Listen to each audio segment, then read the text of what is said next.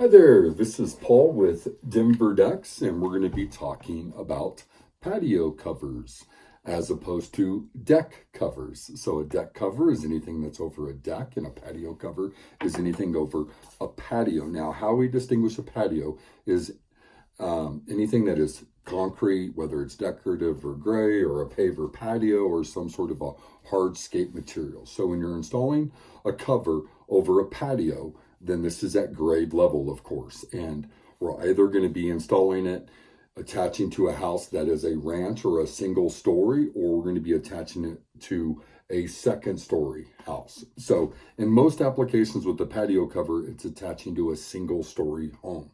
Now with patio covers, you have three different design choices for the most part. We always want to make sure we're matching existing conditions. That's what we specialize in, and we want it to look like this is something that came with the home. So when you have a single story home and it's a patio cover, in most applications, you're going to need to put in a gable style roof, which is an A-frame, or you need to put in a hip style roof, which is an A-frame with a shed face to it. And the reason being is we need to maintain a very specific pitch. So in matching existing shingles on the house, if you've got a regular composite shingle, whether it's a 30-year or a 50-year, we need at least a 2.5 12, preferably a 3/12 pitch, which means for every 12 feet it comes out, it drops down 3 feet. And if it's a single story house at a patio, you don't have 3 feet in elevation to be able to drop that. So you have to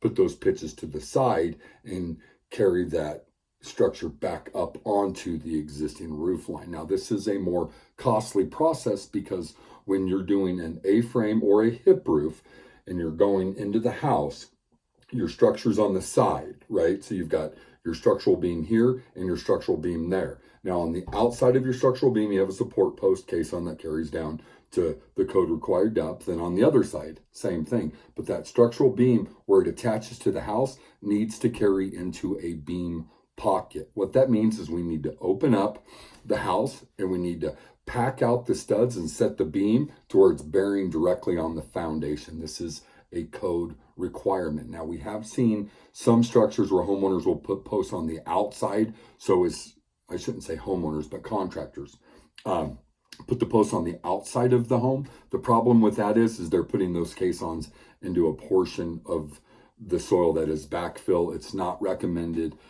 In some applications, the building department doesn't even allow it. So with going back to that A-frame roof, carrying back up onto the existing roof line, when you do that, we cut off the existing eaves and trim that wall right up into that gable to make it look like it always came with the house.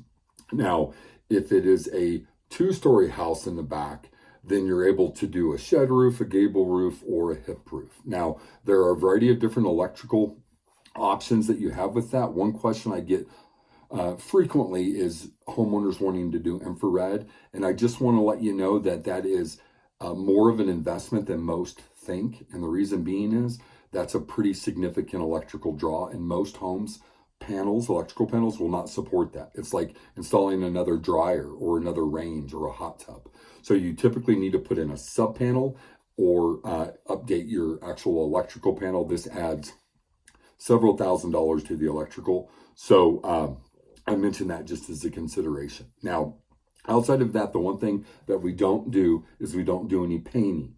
And the reason for that is we always recommend that the professional do their job. We are not professional painters. If you put a paintbrush in a carpenter's hand, you're going to get a carpenter's quality paint job. And we want to make sure that you're getting the best quality professional in product. So we recommend you hiring a professional painter, or a lot of homeowners, because it's not a huge area, they'll do it themselves the first time, and then they'll just have that patio cover included every time they have their house painted.